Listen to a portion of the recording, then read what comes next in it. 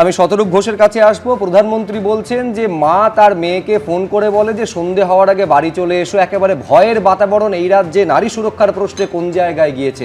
আমি শুধু একটু দর্শকদের মনে করিয়ে দেবো যে প্রায় 1 বছরেরও বেশি সময় হয়ে গেল, এখনো পর্যন্ত অভয়ার মা বাবাকে আক্ষেপ করে যেতে হয় যে তাদের মেয়ে হাসপাতালে গিয়ে 36 ঘন্টা ডিউটি করার পর একেবারে ধর্ষণ এবং খুনের ঘটনা ঘটে গেছে, কিন্তু এখনো পর্যন্ত তারা বিচার পেলেন না, এই বলে তারা আক্ষেপ করে থাকেন। উল্টো দিকে তুমি খেয়াল করো, কিছুক্ষণ আগে তৃণমূলের তরফে সাংবাদিক বৈঠক করে এইটা বলা হচ্ছিল এই কেন্দ্রের সরকারই তো সার্টিফিকেট দিয়েছে নারী সুরক্ষা এই রাজ্য এই শহর দেশের মধ্যে 1 নম্বর। ঠিকই, আমি জাস্ট একটা সেন্টেন্স বলছি তার আগে সবার অনুমতি নিয়ে। কেন আমরা বলি যে পশ্চিমবাংলায় তৃণমূলের জন্য একটা আইন আর বাকিদের জন্য অন্য আইন? এই যে অরূপদা একটা কথা বললেন, সঠিক কথা বললেন যে কালো পতাকা দেখানো গণতান্ত্রিক অধিকার, সাংবিধানিক অধিকার, এই কথাটা মেনশন করলেন, সাংবিধানিক অধিকার। যদি সাংবিধানিক অধিকারই হয়ে থাকে তাহলে গণেশ কুমার যখন এয়ারপোর্ট থেকে বেরিয়ে যাচ্ছিল ভিআইপি রোডের ওপর কালো পতাকা দেখানোর জন্য ময়ূর বিশ্বাসকে, সপ্তর্ষি দেব সহ আমাদের পার্টির নেতৃত্বদেরকে পুলিশ চ্যাংদোলা করে ওখান থেকে তুলে নিয়ে গেল কেন? যদি এরা সাংবিধানিক অধিকারী হয়ে থাকবে তারপরে তৃণমূলের পতাকা দেখানোর অধিকারটা সাংবিধানিক অধিকার, আমরা দেখাতে গেলে পুলিশ চ্যাংদোলা করে নিয়ে যাবে। এইটাই তৃণমূলের জন্য একটা আইন, বাকিদের জন্য অন্য সংবিধান। এবার এই যে প্রশ্নটা হচ্ছে সঠিক কথা, সুপ্রিয় যেটা বললেন আমি সেটার সূত্র ধরেই বলছি। আরজি করে ধর্ষণ খুনের ঘটনা ঘটিয়েছে তৃণমূল আশ্রিত সমাজ বিরোধীরা, ক্রিমিনালরা, তাদের মধ্যে কয়েকজন ডাক্তারের পোশাক পরে থাকে। কিন্তু তারপরে আজকে সিবিআইকে যে ভরসা করলেন, অসহায় হয়ে যে ভরসা করলেন অভয়ার বাবা মা সহ গোটা বাঙালি সমাজ, তারা আজকে কি জাস্টিসটা পেল? সব ক্ষেত্রে বলেন যে প্রমাণ লোপাট হয়েছে। অভয়ার ঘটনায় কী হয়েছিল? 90 ঘন্টার মধ্যে সিবিআই তদন্তভার হাতে পেয়েছিল। 90 ঘন্টার মধ্যে কটা কেস দেখাতে পারবেন ভারতে যেখানে ঘটনাটা ঘটা 90 ঘন্টার মধ্যে সিবিআই হাতে তদন্তভার চলে যায়? দুপুরে আদালতে মামলা উঠেছে, বিকেলবেলা মানে সিবিআইয়ের হাতে হ্যান্ডওভার করা হয়ে গেছে। তারপরেও কারুর সত্যিকারের অপরাধীরা ধরা পড়লো না। এমনকি প্রমাণ লোপাট করার জন্য একটা লোকের কনভিকশন হলো না আজকে পর্যন্ত। এরপরে মোদি এসে আরজি করার কথা বলছেন, আর আমি আপনাদেরকে দুটো তথ্য দিচ্ছি। ঠিক কথা, মহিলাদের সম্মান সব কিছু। আজাদি কা অমৃত মহোৎসব বলে যখন ভারতের 75 বছরের স্বাধীনতা, আজাদি কা অমৃত মহোৎসব উপলক্ষে আপনার রাজ্য গুজরাটে আপনার সরকার কি করেছিল? বিলকিস বানু ধর্ষকদেরকে, তার সন্তানের খুনিদেরকে আজাদি কা অমৃত মহোৎসব উপলক্ষে জেল থেকে ছেড়েছিল। তারপরে সুপ্রিম কোর্ট রায় দিল, ওই জেল থেকে ছেড়ে দেওয়ার সিদ্ধান্তটাকে বাতিল করলো, বললো ওদেরকে আবার জেলে ঢোকাতে হবে। গুজরাট পুলিশ বললো ওদের কয়েকজনকে খুঁজে পাওয়া যাচ্ছে না, একজন আবার বলেছে আমার এক আত্মীয়র বিয়ে হয়ে যাক তারপর আমি জেলে যাব। এইটা হচ্ছে নরেন্দ্র মোদী। আর তার সাথে আপনাদেরকে একটা তথ্য দিয়ে দিই খালি, 2014 সালে মোদী যেদিন সরকারে এসেছিলেন, কদিন আগে প্রকাশিত রিপোর্ট অনুযায়ী গোটা এই মহিলাদের এম্পাওয়ারমেন্ট নিয়ে তো কথা হচ্ছে, তো মহিলা অন্টারপ্রেনিয়র আছে এমন ব্যবসা, যে ব্যবসার অন্ততপক্ষে একজন মালিক কোনো মহিলা, এমন ব্যবসার পার্সেন্টেজ ছিল ভারতে 100টার মধ্যে 11টা যেখানে মহিলা মালিক রয়েছেন। সেইটা মোদি জমানায় 2022-এ প্রকাশিত রিপোর্ট অনুযায়ী নেমে আসলো 4-এ, 11 থেকে 4-এ। এইটা হচ্ছে মহিলা উইমেন এম্পাওয়ারমেন্টের একটা ইয়ার্ডস্টিক মোদি জমানায়। সুতরাং আমরা সবাই জানি আরএসএস শুধুমাত্র একটা মুসলিম বিরোধী শক্তি নয়, ওরা দলিত বিরোধী, ওরা আদিবাসী বিরোধী, এবং অবশ্যই ওরা একটা মহিলা বিরোধী শক্তি, দার্শনিকভাবে মনুবাদী শক্তি, মহিলা বিরোধী শক্তি। আমি একটা জিনিস বলতে চাই পরিষ্কার করে, আরজি করার ঘটনা সুপ্রিম কোর্টের মনিটরিংয়ে, শিয়ালদা কোর্টে বিচার হয়েছে, সিবিআই তদন্ত করেছে, যারা সিবিআই তদন্ত চেয়েছিল।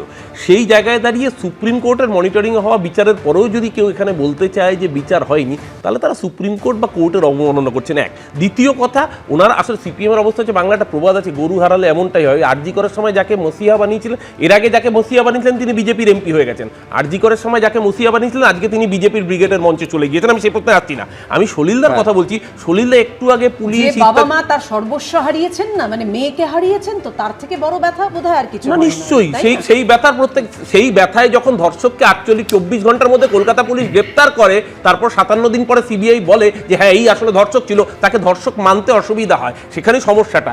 সত্যিকে সত্যি মানতে হবে, বিজ্ঞানসম্মত পদ্ধতিতে আজকে তদন্ত প্রক্রিয়া চলে, সিবিআই তদন্ত করেছে, আমরা করিনি, কলকাতা পুলিশের তদন্তকেই মান্যতা দিয়েছে। দ্বিতীয়ত, সলিলদা যখন বলছিলেন যে এখানে পুলিশ প্রশাসন ইত্যাদি, সলিলদা তো 2004 সম্ভবত, আমি যখন যাদবপুরেরই বাসিন্দা, তো সলিলদা যাদবপুর থানার দায়িত্বে ছিলেন। সলিলদা সেই নির্বাচনে আফজল আমানুল্লাহ সেন্ট্রাল থেকে আসা স্পেশাল ক্যাডার, তিনি নির্বাচন নিয়ে পশ্চিমবঙ্গে কিরকম প্রহসন হয় রিপোর্টটা সারা ভারতে সরগোল ফেলে দিয়েছিল। আমরা তাই বলছি আজকেও যে ঘটনা ঘটেছে, মন্ত্রীর বাড়িতে হামলা হয়েছে, তো আমাদের স্লোগানই তাই, যতই করুক হামলা আবার জিতবে বাংলা, বাংলা জিতবে। এই হামলা যারা করেছে, না না, আমার প্রশ্ন তো বাংলা জিতুক, একবার নয় 100 বার জিতুক, আমার তাতে কোনো প্রশ্ন নেই। আমি বলছি তার মধ্যে কোনো সংশয় নেই যে বাংলা জিতবে, এবং এটাই তো বঙ্গবাসী হিসেবে গর্বের হওয়া উচিত যে বাংলা একেবারে মাথা উঁচু করে জিতুক। কিন্তু যে ঘটনাগুলো ঘটছে সেগুলো আমার কাছে উদ্বেগজনক। আরজি করের ঘটনা ঘটে যাওয়ার পরেও আমাকে কসবা ল কলেজ দেখতে হয়, আমি এই রাজ্য বাসিন্দা হিসেবে উদ্বিগ্ন হই। আমাকে পাঁশকুড়া দেখতে হয়, আমাকে দুর্গাপুর দেখতে হয়।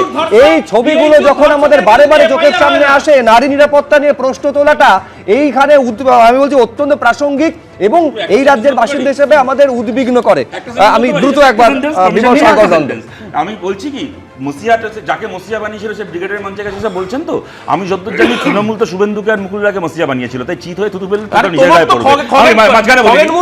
মাঝখানে বলিনি, ঠিক ঠিক, তো তাই তুমি খগেন মুর্মু বলতে পারো, আমি শুভেন্দু মুখে বলতে পারি, তাই ওটার মধ্যে গিয়ে লাভ নেই। এবার এক সেকেন্ড, আমি যেটা বলছি, আমি ছবি দেখাতে পারি। আরজি করের ঘটনা ঘটার দুদিনের মধ্যে মমতা বন্দ্যোপাধ্যায় যে র্যালিটা করেছিলেন, আমি শেষ করে আমি তো সময়টা পাবো না, যে র্যালিটা করেছিলেন আমি ছবি দেখাচ্ছি, মঞ্চে লেখা ছিল মমতা বন্দ্যোপাধ্যায়ের পেছনে, কোথায় গেল রে, মঞ্চে লেখা ছিল ধর্ষকদের ফাঁসি চাই।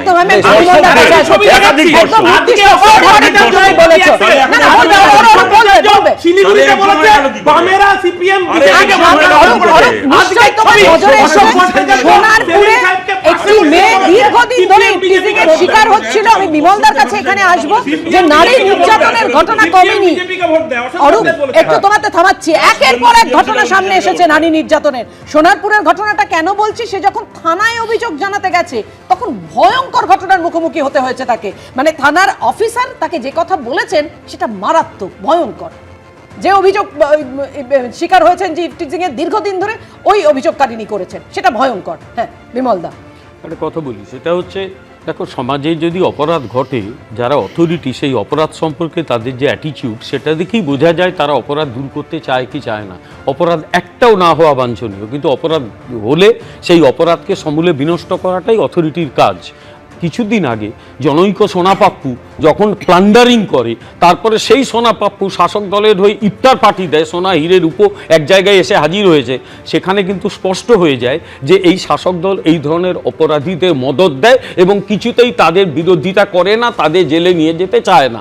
এক, দ্বিতীয় কথা হচ্ছে যে কসবা ল কলেজের যে কাণ্ডটি ঘটেছিল আমরা সকলে জানি, আমি আর দ্বিতীয়বার সেটা উল্লেখ করতে চাইছি না, কিন্তু যে ছেলেটি কাণ্ডটি করেছিল, ছেলেটি না বলে একটা ক্রিমিনাল বলাটা ভালো, তাকে গ্রেপ্তার করা হয়েছে ঠিকই, কিন্তু সে বিইং এ লয়ার, সেই কলেজে তাকে কে অ্যাডহক কর্মচারী বানিয়েছিল, সেই গভর্নিং বডির লোকেদের কেন এটার সঙ্গে এটাও যোগ করুন, সেই কসবা ল কলেজের দেওয়ালে দীর্ঘদিন ধরে কি লেখা ছিল, মনোজিৎ দাদা লিভস ইন আওয়ার হার্ট। আরে দিনের পর দিন সে দেওয়াল লিখন মোছা হয়নি, নাকি মোছার সাহস হয়নি আমি জানি না। ওই কলেজে কিছু করতে গেলে মনোজিৎ দাদার সঙ্গে যোগাযোগ করুন, এটাও তো লেখা ছিল। ফলে ওই কলেজে ওই যে এতদিন রাজত্ব করেছিল, যে কোনো কলেজে পরিচালন সমিতি বলে একটা সমিতি থাকে, সেই সমিতিতে যারা থাকেন তারা রাজ্য সরকারের নমিনেটেড বা বিশ্ববিদ্যালয় নমিনেটেড, তারা এইরকম একটি লোককে ওখানে রেখেছিলেন যে নিজেকে আইনজীবী পরিচয় দিত এবং সেখানে সে আবার একটা প্যারালাল সাম্রাজ্য চালাতো। এতে বোঝা যায় এই শাসক দলের অপরাধীদের সম্পর্কে মনোভাব কি, এরা অপরাধীদের দ্বারা পরিচালিত একটা অপরাধীদের সরকার। আপনারা দারুণ উদাহরণ রেখেছেন কদিন আগে উত্তরবঙ্গে আপনাদের দলীয় কার্যালয়ে আপনার দলের কর্মীকে তাকে ধর্ষণ করতে উদ্যত হয়েছে আপনার দলের নেতা, তখন আপনি চুপ। দ্বিতীয় কথা, আজকে এই যে পুলিশের কথা বললেন না, এই পুলিশ অফিসার সাথে সাথে সাসপেন্ড হয়েছে, গ্রেফতার হচ্ছে। আর মহারাষ্ট্রের বুকে ডাক্তার যে ডাক্তারের কথা বলছে, প্লিজ লেট মি ফিনিশ। মহারাষ্ট্রের বুকে একজন ডাক্তার অভিযোগ জানাতে গিয়েছিল যে পুলিশ তাকে ধর্ষণ করেছে, উপর্যুপরি ধর্ষণ, সেই মহিলা সুইসাইড করেছেন, হাতে সুইসাইড নোট লিখে, সারা ভারতবর্ষে ভাইরাল হচ্ছে। কি প্লিজ একটা দৃষ্টান্তমূলক উদাহরণ দাও যেটা কেউ কপি করতে পারে, এমন উদাহরণ সেটা আমরা উচ্চারণ করতে পারছি। একদম এই অভিযোগ পাল্টা অভিযোগ, আক্রমণ পাল্টা আক্রমণ চলতে থাকে, কিন্তু সত্যি নারী নির্যাতন সহ একাধিক যে বিষয়গুলো নিয়ে আমরা সরব হই, সেগুলো সমাধান বা উত্তর কোনোটাই পাওয়া যায় না। এবার যে বিষয়ের দিকে নজর রাখবো, দেখুন আলোচনায় উঠে এসেছিল রাষ্ট্রপতির অনুষ্ঠান স্থান বদল নিয়ে বিতর্ক। পশ্চিমবঙ্গ সফরে আসা রাষ্ট্রপতিকে অসম্মান করছে তৃণমূল সরকার। এই অপমান শুধু দ্রৌপদী মুর্মুর নয়, কোটি কোটি আদিবাসী মানুষের অপমান, সংবিধানের অপমান, গণতন্ত্রের অপমান।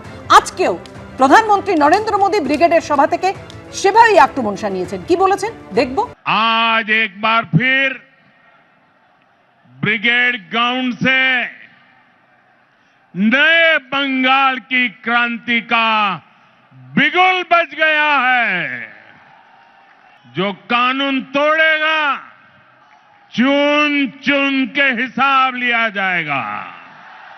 लोक देखलो कोথায় পশ্চিমবঙ্গে ওকে লোক দেখিয়ে দেবো, ওর ঘুম ভেঙে যাবে। নরেন্দ্র মোদীর হুঙ্কার, পাল্টা তৃণমূলের হুঁশিয়ারি, ভোটের আগে অনুপ্রবেশ থেকে কাটমানি, নারী নিরাপত্তা থেকে বদলা, কোনো প্রসঙ্গই বাদ রইল না। আর এই আবহেই উঠে এলো রাষ্ট্রপতির অনুষ্ঠান স্থান বদল নিয়ে বিতর্কের প্রসঙ্গ। टीएमसी सरकार, इन्होंने सभी सीमाएं लांघ दी है।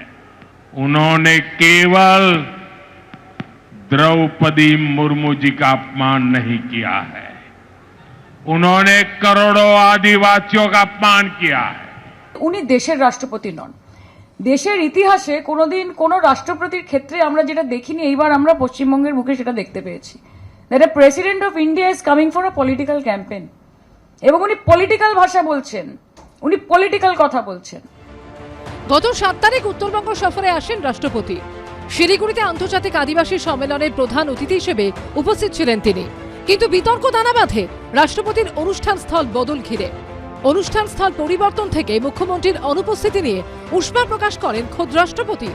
প্রতিক্রিয়া দেন মমতা বন্দ্যোপাধ্যায়। जनरली देखा जाए तो प्रेसिडेंट आते हैं तो चीफ मिनिस्टर भी आना चाहिए, मंत्री भी आना चाहिए, लेकिन चीफ मिनिस्टर मैडम भी आए नहीं।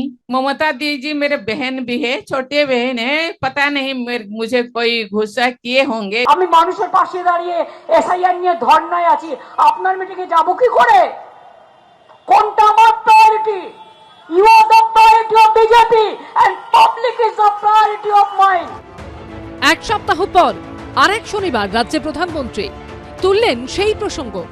জবাব দিতে দেরি করল না তৃণমূলও। अभी कुछ दिन पहले हमारे देश की महामहिम राष्ट्रपति, आदिवासी समाज की बेटी आदरणीय द्रौपदी मुर्मू जी बंगाल आई थी, लेकिन अहंकार में डूबी इस निर्मम सरकार ने न केवल उस कार्यक्रम का बहिष्कार किया, बल्कि उसे पूरी तरह बदइंतजामी के हवाले कर दिया। क्योंकि एक आदिवासी बेटी इतने बड़े पद पर है, टीएमसी वालों को उनका सम्मान मंजूर नहीं हुआ। আদিবাসী মহিলাদের সবথেকে শ্রদ্ধা, তাদের উন্নয়ন, তাদের স্নেহ, সেটা মমতা বন্দ্যোপাধ্যায় দিয়েছেন। প্রধানমন্ত্রী আপনি কোথায় ছিলেন যখন শুভেন্দু অধিকারী আদিবাসী মন্ত্রী বীরবা হাঁসদাকে বলেছিল শুভেন্দু অধিকারী আমার জুতার নিচে থাকে? কোথায় ছিল আপনাদের এসব ন্যায়নীতির জ্ঞান? রাষ্ট্রপতিকে কোনো অপমান বাংলা থেকে করা হয়নি, মুখ্যমন্ত্রী কোনো অপমান করেনি। আপনারা সাংবিধানিক চেয়ারটাকে পলিটিক্যালি মিসইউজ করতে গেছিলেন। আমরা সঠিক তথ্য মুখ্যমন্ত্রীর নেতৃত্বে আমরা তুলে ধরেছি। সংঘাতের মাত্রা আরো বাড়িয়ে দার্জিলিংয়ে জেলা শাসক শিলিগুড়ির পুলিশ কমিশনারকে ডেপুটেশনে দিল্লিতে ডেকে পাঠিয়েছে কেন্দ্র। ঝিলাম করঞ্চাই, মৈত্র ঠাকুর চক্রবর্তী ও পার্থপ্রতিম ঘোষের রিপোর্ট, এবিপি আনন্দ। দেখুন, এই মুহূর্তে আপনাদের জানিয়ে রাখি, কলকাতা পুলিশ যেটা জানিয়েছে গিরিশ পার্কের ঘটনায়, গিরিশ পার্কের তাণ্ডব এখনো পর্যন্ত 4 জন গ্রেফতার হয়েছে। তাণ্ডবের ঘটনায় পুলিশের স্বতঃপ্রণোদিত এফআইআর হয়েছে। তৃণমূল বিজেপির সংঘর্ষ 8 জন পুলিশ আহত হয়েছে। এখনো অভিযোগ দায়ের করেনি কোনো রাজনৈতিক দল। এখনো পর্যন্ত গিরিশ পার্কে তাণ্ডবের ঘটনায় কোনো রাজনৈতিক দল অভিযোগ দায়ের করেনি। গিরিশ পার্কে সংঘর্ষের ঘটনায় জানিয়েছে কলকাতা পুলিশ। এখন এই ঘটনায় কি 4 জন জড়িত, নাকি আরো কেউ এই ঘটনায় জড়িত রয়েছে? আসলে কি কোনো পার্ট অফ দ্য প্ল্যান ছিল এই গোটা ঘটনা? পুলিশি তদন্তে কি কি উঠে আসে, আমাদের সেদিকে নজর থাকবে। এবিপি আনন্দ, এগিয়ে থাকে, এগিয়ে রাখে।